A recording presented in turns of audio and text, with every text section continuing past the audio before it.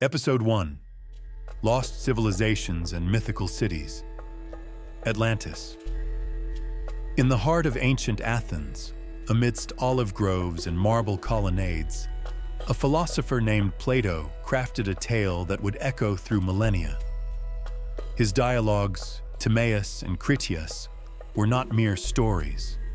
They were mirrors held up to Athenian society, reflecting its virtues and vices. Plato's Atlantis, a utopian island empire, was said to possess advanced engineering, divine favor, and unimaginable wealth.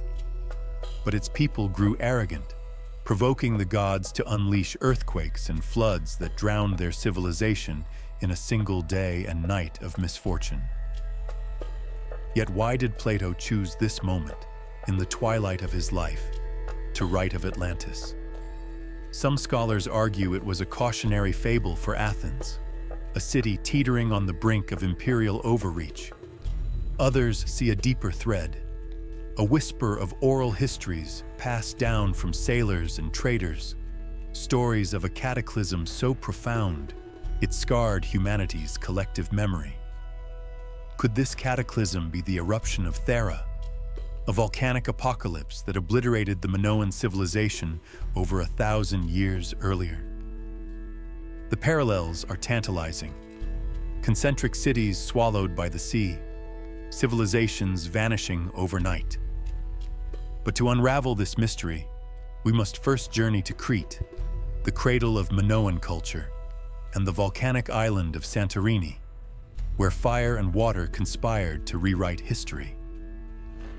Imagine a civilization without fortifications, where art flourished over war and goddesses ruled over gods. The Minoans, named for the mythical king Minos, thrived on Crete and Santorini during the Bronze Age.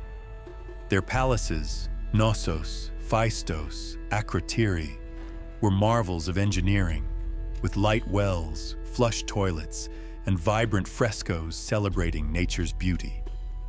Dolphins leapt across walls, saffron gatherers danced in fields of lilies, and bare-chested youths vaulted over charging bulls in rituals that blended sport and sacrament. But who were the Minoans? Unlike their warlike neighbors, they left no records of kings or conquests. Their language, Linear A, remains undeciphered, a silent testament to their mysteries. What we know comes from their art and the ruins they left behind. A society that traded saffron for Egyptian gold, obsidian for Mesopotamian tin, and ideas across the Mediterranean. Yet around 1600 BCE, this cosmopolitan world began to crumble. Earthquakes rattled their palaces, ash blotted out the sun, and tsunamis scoured their coasts. The Minoan story is not just one of collapse. It is a puzzle where geology, archaeology, and myth intersect. On the island of Santorini, then known as Thera, lay Akrotiri, a Minoan jewel frozen in time. Unlike Pompeii, where victims were entombed in agony, Akrotiri's residents had time to flee. Their homes, buried under volcanic ash, reveal a society in its prime. 3-story buildings with advanced drainage systems, storerooms stacked with imported jars from Cyprus and Syria, and frescoes so vivid they seem to breathe. Here, a fisherman hoists his catch, his blue tunic rippling in an unseen breeze. There, a priestess offers lilies to a goddess, her face serene amid the chaos to come. But beneath Akrotiri's cobblestone streets, Thera's magma chamber stirred. For decades, minor quakes had rattled cupboards and cracked walls, omens dismissed as Poseidon's grumbles.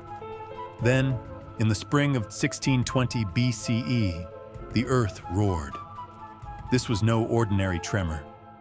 Thera's eruption would be one of the largest in human history, a cataclysm that reshaped coastlines, altered climates, and birthed legends. Thera's eruption unfolded like a symphony of destruction, each movement more devastating than the last. First came the earthquakes, Temblors so violent they shattered Akrotiri's walls and sent citizens fleeing with only what they could carry. Next, the volcano spewed a towering plume of ash and pumice 40 kilometers high, turning day into night. Imagine the terror: a sky raining fire, the air thick with sulfur, and the sea boiling as pyroclastic flows slammed into the waves. Then, the caldera collapsed. The island's heart sank into the Aegean, unleashing tsunamis that raced outward at jetliner speeds. Waves as tall as 15-story buildings devoured coastal cities, scouring Crete's northern shores and reaching as far as Egypt's Nile Delta. When the waters receded, they left behind a sterile layer of ash and pumice, a geological tombstone marking the Minoans' golden age. Yet this was not the end. For the survivors, a darker threat loomed: a volcanic winter. Ash veiled the sun for years, killing crops, starving livestock, and plunging the Mediterranean into a desperate struggle for survival. Crete, once the mistress of the seas, became a shadow of itself. The tsunamis had obliterated its fleet, the lifeblood of Minoan trade. Coastal settlements like Knossos lay buried under meters of debris, their harbors choked with shipwrecks and seaweed. Inland, ash-stricken fields withered, and famine gnawed at the survivors. The Minoans, a people who revered nature's beauty, now faced nature's wrath. Yet Knossos, the grandest palace, still stood. Its frescoes of griffins and bull lepers gazed down on a broken world. Without trade, the Minoans could not feed their population. Desperation bred chaos. Storehouses were looted and sacred sites abandoned. Into this void stepped the Mycenaeans, warlords from mainland Greece hardened by battle and hungry for power. They came not as destroyers, but as opportunists, seizing a kingdom already on its knees. The Mycenaeans did not sack Knossos, they occupied it.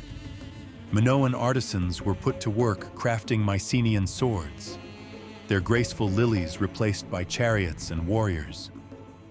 Linear A, the script of trade and ritual, gave way to Linear B, a language recording taxes, rations, and military supplies. Even the gods changed. The mother goddess was demoted, her serpents replaced by Zeus's thunderbolts. Yet the Mycenaeans could not fully erase the Minoans. In the labyrinthine corridors of Knossos, echoes of bull-leaping rituals persisted.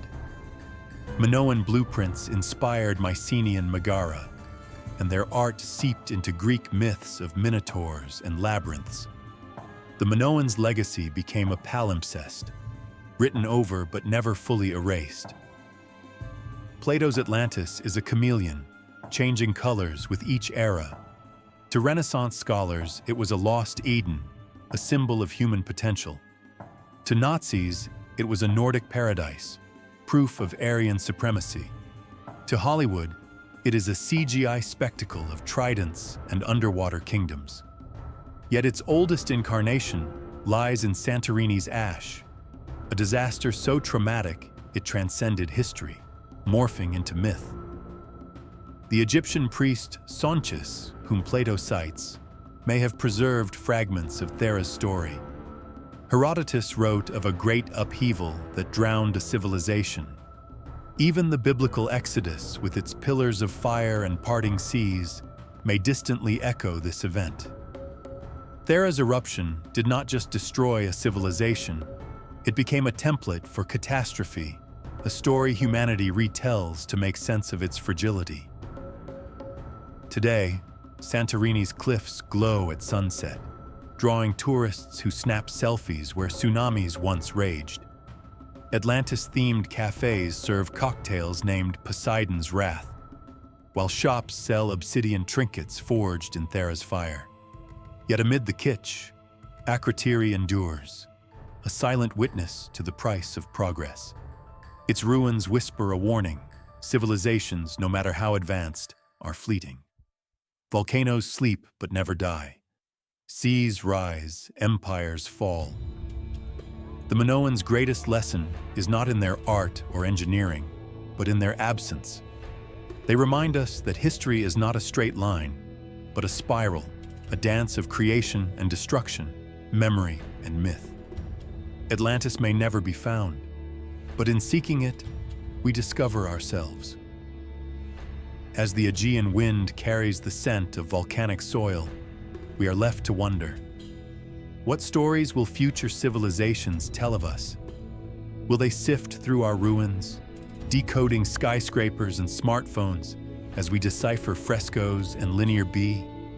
Or will we, like the Minoans, become myths, cautionary tales of hubris and resilience? The answer lies not in the past, but in the choices we make today.